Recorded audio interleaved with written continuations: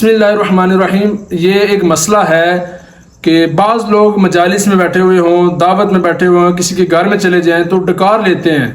ڈکار بلند آواز میں ڈکار مارتے ہیں اور سمجھتے ہیں کہ یہ ایک اچھا کام ہے، حالانکہ اس کے بارے میں سخت وعید آئی ہے۔ کملی والے آقا علیہ الصلوۃ والسلام نے منع فرمایا ہے۔ ترمذی شریف کی حدیث پاک ہے، 2478 حدیث پاک کا نمبر ہے۔ آقا علیہ الصلوۃ والسلام ایک مجلس میں بیٹھے ہوئے تھے تو ایک شخص نے بلند آواز میں ڈکار لیا تو کملی والے آقا علیہ الصلوۃ والسلام نے فرمایا کف عن جشاءک، اپنے ڈکار کی آواز کو پست کرو، اسے ہلکا رکھو، اسے نیچا کرو۔ کیوں؟ جو دنیا میں سیر ہو کر کھائے گا نا، کل قیامت کے دن اللہ اسے بھوکا رکھے گا۔ اس لیے جہاں پر بھی آپ بیٹھے ہوئے ہیں، مجالس میں ہوں یا گھروں میں، جہاں پر بھی ہوں، اپنے ڈکار کی آواز کو پست کرو، اونچا نہ کرو،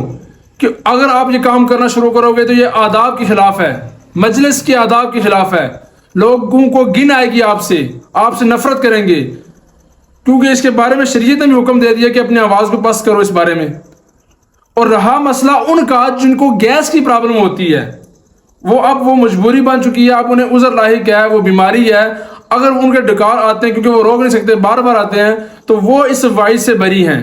لیکن جو عام بندے ہیں بلا وجہ مجلس میں بیٹھے ہوئے ڈکار مارتے رہتے ہیں، یا دوستوں کے ساتھ یا کہیں دعوت پہ چلے جائیں وہاں بلند آواز میں ڈکار مارتے ہیں، ڈکار آئے اس کا مسئلہ کوئی نہیں ہے، آپ کھانا کھائیں، سیر ہو کر بھی کھائیں، لیکن کوشش یہ کریں کہ مجالس کے خلاف یا مجلس میں بیٹھے ہوئے ہیں، دوست احباب بیٹھے ہوئے ہیں، رشتہ دار بیٹھے ہوئے ہیں، اپنی آواز کو پست رکھیں تاکہ آپ کی عزت اور وقار قائم رہے۔ آپ کے یہ ڈکار لینے کی وجہ سے نا آپ کی عزت بھی اور آپ کا وقار بھی آپ کے دوستوں اور آپ کے رشتہ داروں کے سامنے کم ہو جائے گا۔